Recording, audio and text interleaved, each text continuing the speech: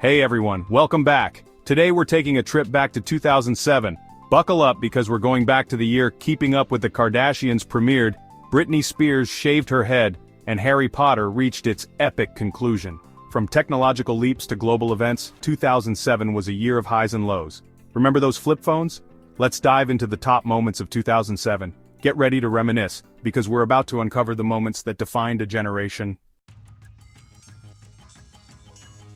Alright, picture this. It's January 9th, 2007. Steve Jobs, in his signature black turtleneck, takes the stage at Macworld. The energy in the room is electric, and then boom! He introduces a device that would change the way we live, work, and connect forever. The iPhone. This wasn't just a phone, it was a revolution. A sleek, pocket-sized computer with a touchscreen interface that seemed like it was plucked straight out of a sci-fi movie. Suddenly we weren't just making calls. We were sending texts, browsing the internet, playing music, all at our fingertips. The iPhone wasn't just a device, it was a cultural phenomenon. People lined up for hours, days even, just to get their hands on one. It brought the world to our fingertips, connecting us in ways we never thought possible. April 16, 2007, dawned like any other day on the campus of Virginia Tech. Students went to class, grabbed coffee, and chatted with friends, unaware that their lives were about to be irrevocably changed. Tragically, this day would become etched in our memories for all the wrong reasons. A lone gunman opened fire, taking 32 lives and injuring many others. It was a senseless act of violence that shook the nation. The images and stories were heart-wrenching. We mourned with the families, our hearts breaking for their pain. The shooting was a wake-up call.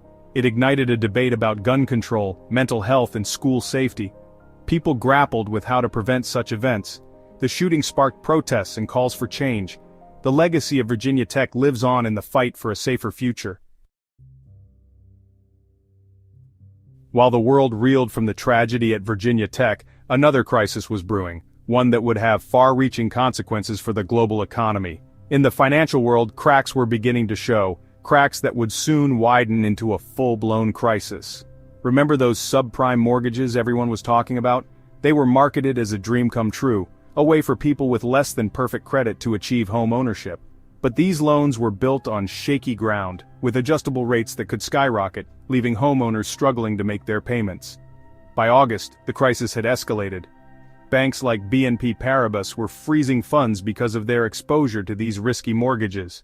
The seeds of this crisis were sown in 2007, a stark reminder that even the most seemingly stable systems can be vulnerable to risk.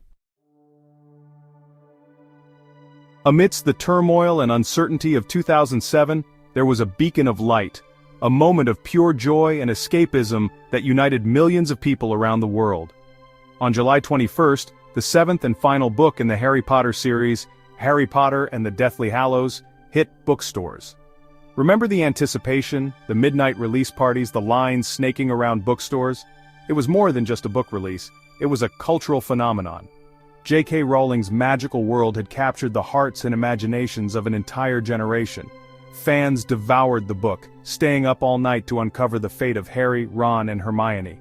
The release of Deathly Hallows was more than just an ending, it was a celebration of the power of storytelling.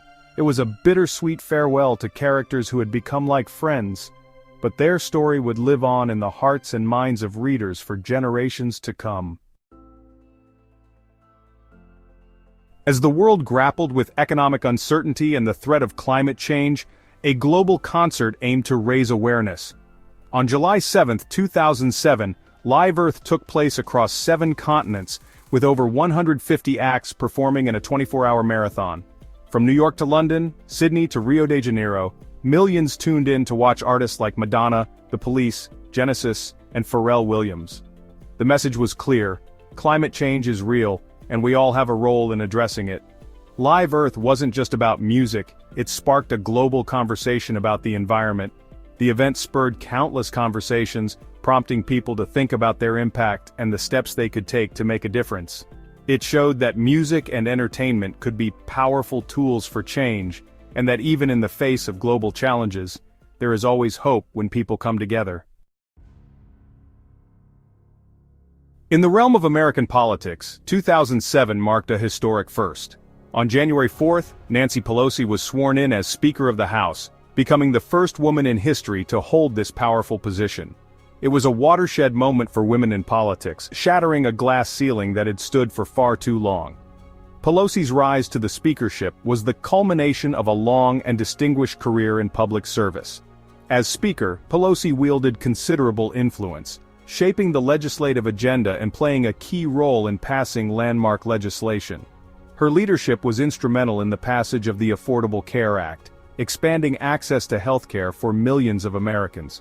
Nancy Pelosi's historic speakership was a testament to her perseverance, her leadership, and her unwavering belief in the power of representation.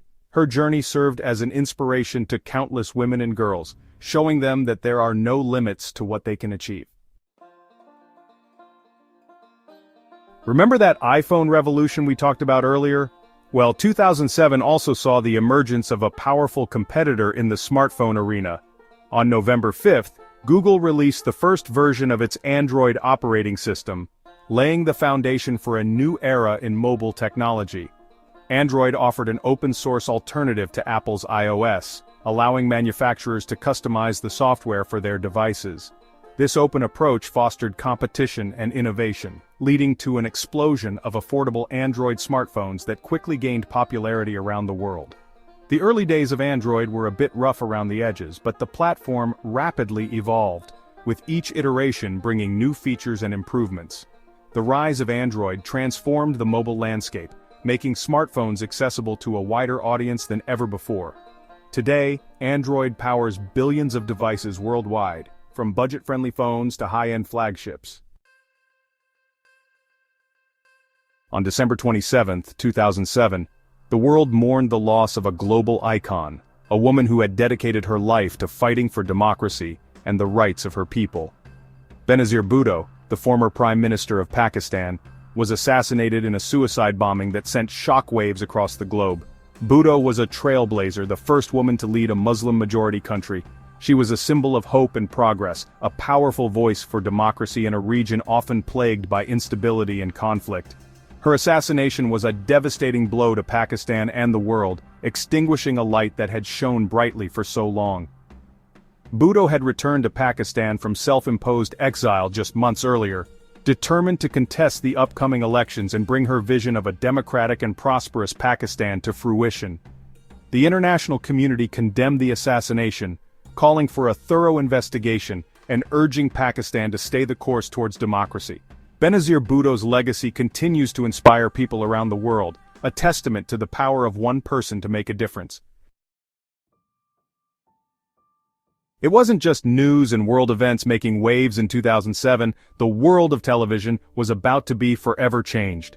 On July 19th, a stylish new drama premiered on AMC, transporting viewers back to the glamorous and tumultuous world of 1960s advertising Mad Men. Set in the heart of Madison Avenue, Mad Men followed the lives of the brilliant but flawed ad executives at Sterling Cooper.